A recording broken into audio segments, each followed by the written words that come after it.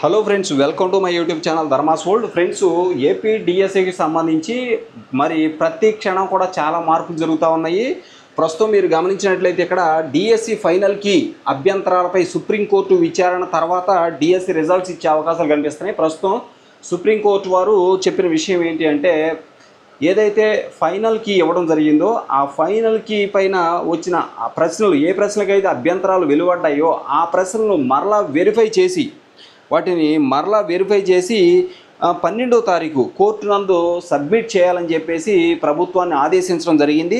ఇక కోర్టు వెలువరించే నిర్ణయంపై ఆధారపడి 12వ తారీఖు లేదా 13వ తారీఖున రిజల్ట్స్ వచ్చే ఛాన్స్ ఉంది. కోర్టు నిర్ణయం పైన అది మాత్రం ఆధారపడి ఉంటుంది. కాబట్టి ఆ నిర్ణయం అనుకూలంగా ఉంటే 12వ తారీఖున లేదా 13వ తారీఖున రిజల్ట్ వస్తుంది.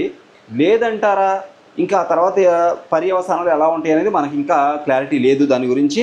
ప్రస్తుతం అయితే డిఎస్సి 2025 కోర్టు కేసు ఏదైతే ఉందో దీని ఫైనల్ కీలోని అభ్యంతరాలు ఏవైతే ప్రశ్నల మీద రావడం జరిగిందో ఉన్న ప్రశ్నలను రీవెరిఫై చేసి మరలా వెరిఫై చేసి 12వ తారీఖున కోర్టు నందు సబ్మిట్ చేయాలని చెప్పేసి కోరడం జరిగింది కోర్టు వారు. కోర్టు వెలువరించే నిర్ణయం మీద ఆధారపడి అదే రోజున లేదా మరి ఆ తర్వాత రిజల్ట్ ఇచ్చే ఛాన్స్ అయితే ఉంది. ఓకే, ప్రస్తుతానికైతే ఇదే మనకున్న అప్డేట్ కోర్టుకు సంబంధించి.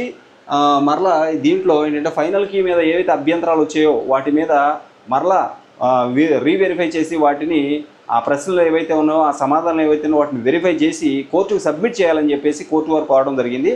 దాన్ని పరిశీలించిన తర్వాత రిజల్ట్ ఇవ్వాలా లేదా అనేది ప్రభుత్వం నిర్ణయించే ఛాన్స్ ఉంది, కోర్టు నిర్ణయించే ఛాన్స్ ఉంది.